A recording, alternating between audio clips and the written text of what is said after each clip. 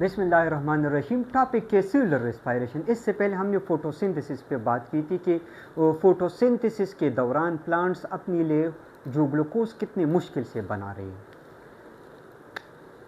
Cellular respiration में खुराक का तोड़ फोड़ होते हैं इनटू एटीपी एनर्जी में। So what is cellular respiration? Because it take place inside the cell, जिसमें release of energy from a food in the palm of किसके पाम में? एटीपी के पाम में। सेल जिस मॉलिक्यूल से एनर्जी लेते हैं या यूजेबल फॉर्म ऑफ एनर्जी जो है वो है एटीपी या एनर्जी करेंसी जो है। फूड को ब्रेक करना into ATP usable form of energy, इस प्रोसेस को हम सिंपल नाम देते हैं रेस्पायरेशन।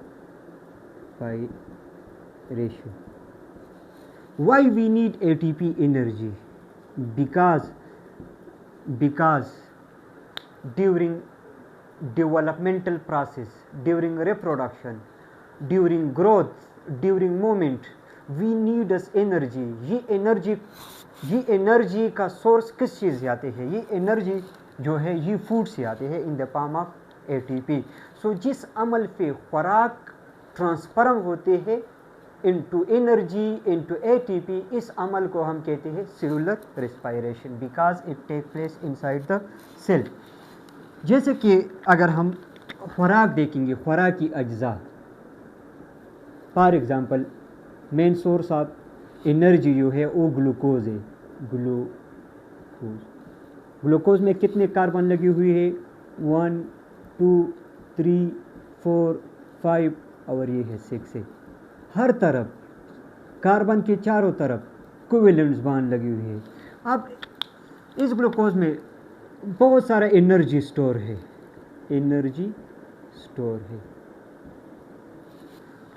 अगर ये एनर्जी डायरेक्टली सेल लेगा तो सेल ओवरहीट हो जाएगा और सेल डैमेज होगा या कुछ गड़बड़ाएगा।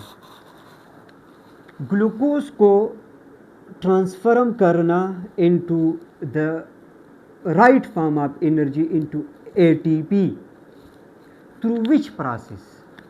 Through respiration के प्रोसेस पे, जिसमें खुराक broken down by the release of energy, और जिसकी वजह से हमें एनर्जी मिलते हैं तो मुख्तलिफ किस्म के मेटाबॉलिक पाथवे रेगुलेट होती हैं।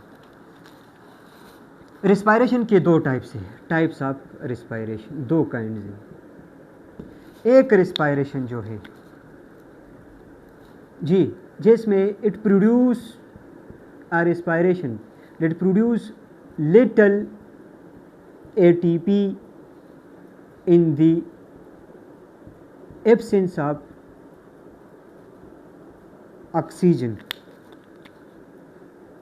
ऑक्सीजन की गैर मौजूदगी में जो रिस्पायरेशन रन होते हैं, आउटपुट कम एटीपी है बट क्विक है, इसको हम नाम देते हैं एरोबिक रिस्पायरेशन। मैं डिटेल से समझा दूंगा step by step.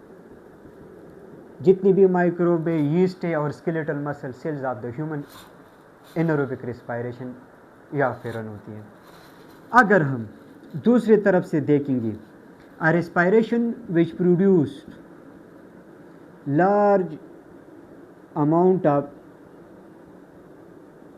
energy in the presence of बशर्ते presence of mitochondria या presence of ऑक्सीजन। सो इस अमल को हम या इस नामी रिस्पायरेशन को हम कहते हैं aerobic respiration. Aerobic, arrow mean year में है फ्री ऑक्सीजन, ऑक्सीजन की मौजूदगी में large amount of energy produce होती है। ये लेंथी प्रोसेस है। ऑक्सीजन की गैर मौजूदगी में लिटिल एटीपी प्रोड्यूस होते हैं बट क्विक एटीपी प्रोड्यूस होते हैं। तफसीलन में समझा दूंगा। Steps of aerobic respiration.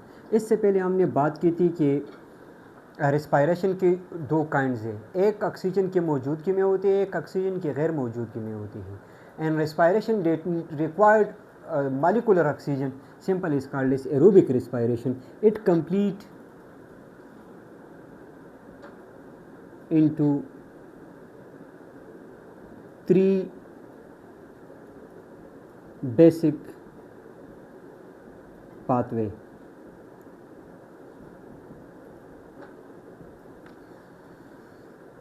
एक पाथवे जो है, एक है ग्लाइकोलिसिस।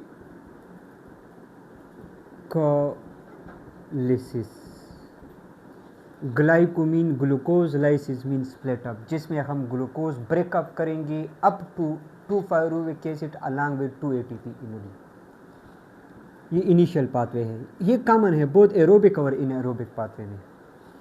दूसरा जो पाथवे है ये माइटोकॉन्ड्रिया के अंदर सेकंड पाथवे स्टार्ट होती है जी, जिसको हम कहते हैं क्रिब साइकिल माइटोकॉन्ड्रियल के मैट्रिक्स में, जिसमें further acetyl co enzyme A breakup होती है इनटू मेनी एटीपी और इनटू मेनी NADH। जो final pathway of aerobic respiration जो है वो है electron transport chain, shortcut electron transport chain. So how many pathway of aerobic respiration? 3 pathway, एक glycolysis है, दूसरे क्रिब साइकिल है, तीसरा है इलेक्ट्रॉन ट्रांसपोर्ट चेन है। ग्लाइकोलिसिस है क्या? सबसे पहले हम ग्लाइकोलिसिस स्टार्ट लेंगे जी। Glycolysis, glyco mean glucose, lysis mean split up या breakup. A metabolic pathway in which the glucose are splits into 2-pyruvic acid up to 2-pyruvic acid along with the 2 energy ATP molecule. So how to define glycolysis? Breakdown of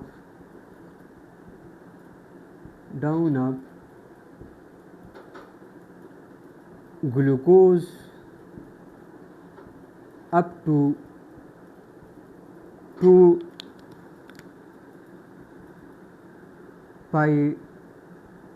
pyruvates या pyruvic acids along with 2 ATP net gain energy। क्या मतलब? Concept ये है कि जो glycolysis है ये अकर होती है in the cytosol part of cytoplasm। MCQs point of view से अहम टिप है। कंसेप्ट है क्या? ड्यूरिंग ग्लाइकोलिसिस के दौरान glucose are break up to मुख्तलिफ किस्म के स्टेप्स के बाद ये कन्वर्ट होते हैं into 2 pyruvic acids along with 2 ATP molecule। सो एक ऐसा पाथवे जिसमें ग्लूकोज स्प्लिट होती है अप टू 2 pyruvic acid के साथ साथ हमें नेट 2 ATP भी देते हैं। सो इस पाथवे को हम नाम देते हैं ग्लाइकोलिसिस। ग्लाइकोलिसिस का दूसरा नाम है EMP पाथवे। क्या मतलब? मतलब ये है, ये डिस्कवरी बेस नेम है कि this glycolysis is discovered by the 3 German scientist Embden, Meyerhof, Parnas. Glycolysis complete into 2 phases. Business process है, 2 फेजेस में मुकम्मल होती है। एक फेज को हम कहते हैं प्रिपरेटिव फेज, फेज या इन्वेस्टमेंट फेज, इसमें हम कुछ खर्च करेंगे और बाद में हमें मुनाफा भी होगा। सेकंड पेज जो है मुनाफे वाले पेज है, पे अप पेज या और oxidative phase, oxidative phase. So how many steps involve during glycolysis? 2 main step, तकरीबन 10 स्टेप रिएक्शंस हैं, लेकिन मुकम्मल होते हैं 2 मेन स्टेप में, 2 मेन फेजेस में। प्रेपरेटिव फेज जिसमें हम ग्लूकोज के ऊपर खर्च करेंगे ATP और बाद में ये स्प्लिट अप होगा इनटू एनर्जी मॉलिक्यूल्स में, और पे अप फेज में जो एनर्जी मॉलिक्यूल्स प्रेपरेटिव फेज में मिले हैं इससे फिर एनर्जी हार्ज होती है। तो चलिए हम डिस्कस कर लेते हैं प्रेपरेटिव फेज।